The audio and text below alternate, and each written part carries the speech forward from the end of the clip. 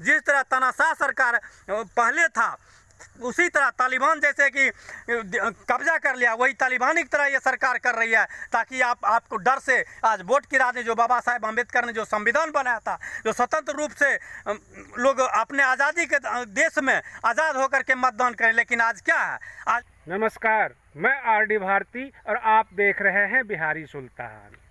मैं देहात में युवाओं से बात कर रहा हूं। वो लोग सुबह सुबह वॉकिंग पर, जॉगिंग के लिए निकलते हैं और पढ़ाई भी कर रहे हैं, लेकिन सरकार से उनकी कितनी उम्मीदें हैं, उनके सामने भविष्य की कितनी अपॉर्चुनिटी है, इसके बारे में हम जानना चाहते हैं उनके मुंह से, और वो खुद बताएंगे वो कितना आश्वस्त हैं। वर्तमान में जो केंद्र सरकार है, जो राज्य सरकार है, कितने मौके इन युवाओं के लिए खोले हैं, क्या आगे करना चाहते हैं और कितना इनको विश्वास है।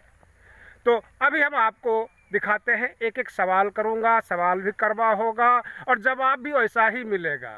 तो आप आगे का वीडियो देखिए। हाँ। जो है कोयला की जो व्यवस्था है, ये निजीकरण में बेचने के लिए, ताकि पब्लिक के माथे में ये चीज़ ढुका दिया जाएगा कि ताकि हमारे पास संसाधन की कमी है, जिससे वजह से बिजली आपको नहीं मिल रहा है, लोग आदी हो जाएंगे। जिस तरह गैस सिलेंडर के लिए जो उस समय 415 रुपये में मिलता था, आज लोगों की सब्सिडी खत्म कर दी गई है।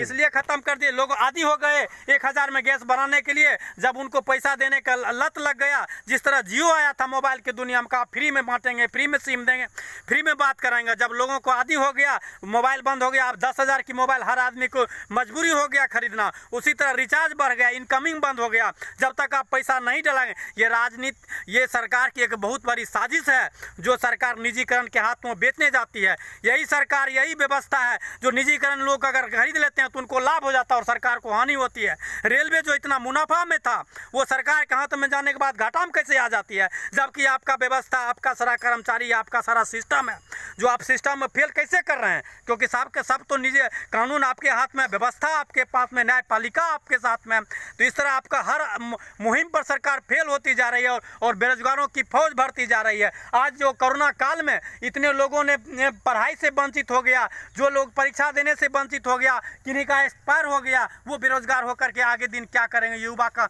आगे का भविष्य खराब होगा। इसका दारोमदार किस पर जाता है? वो सारा सरकार इसकी दोषी है। और केंद्र सरकार और बिहार सरकार दोनों एक दूसरे में साठगांठ किए हुए हैं। जो एक नीति बनाती है, एक तोड़ती है, यही है। और लोगों को बेरोजगार का और लोग को मजबूर कर रही है।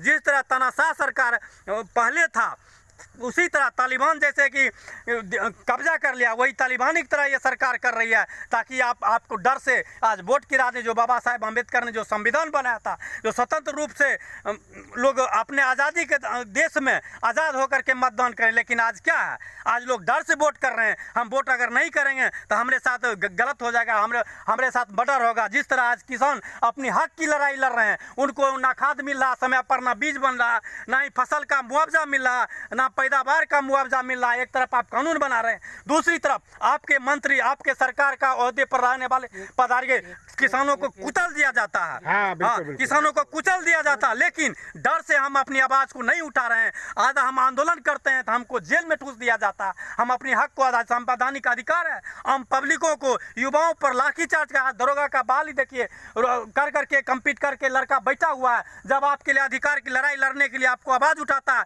उसको जेल में बंद करते, उसकी पिटाई करते हैं। इसका दोष सारा सरकार है और सरकारी व्यवस्था है, ना कि युवाओं का आज का जिंदगी जा रहा है, उसका लाइफ गुजर, उसका एज एक्सपायर हो रहा है, वो आगे चल के उसका भविष्य कहाँ चला जाएगा। ये सारा दोष सरकार की और सरकारी व्यवस्था की है। सरकार को आप 10 में कितना नंबर देंगे? सरकार को 0 नंबर देंगे, जो अभी का व्यवस्था है, क्योंकि पूरा देश को ये निजीकरण कर रहा है, निजी हाथ में लाभ हो रहा है और सरकार के हाथ में लाभ हानि हो रहा है। 2022 में उत्तर प्रदेश में चुनाव है। हाँ। वहाँ भी बदलाव होना चाहिए। बदलाव होना चाहिए, बिल्कुल होना चाहिए, अच्छा, बिल्कुल बदलाव, क्योंकि ये एक छत्र राज कर रहे हैं, आम जनता को कुचल रहे हैं। आम जनता को जातीय व्यवस्था में विभाजित करके जाति पर लड़ाई लगा रही है। तो सरकार का काम है, जो कि हम शांति, एक साथ सौहार्दपूर्ण व्यवस्था में अपना जीवन जीते हैं, और सरकारी भाषण से, सरकारी नेताओं के भाषण से हम आपस में, समाज में टकराव पैदा होता है। एक जातीय व्यवस्था में हम युवा, हम लोग बट जाते हैं, और जिससे मेरा विकास अवरुद्ध हो जाता है। हम अपने आप में व्यवस्था में पलते हैं और मेरा भारत भी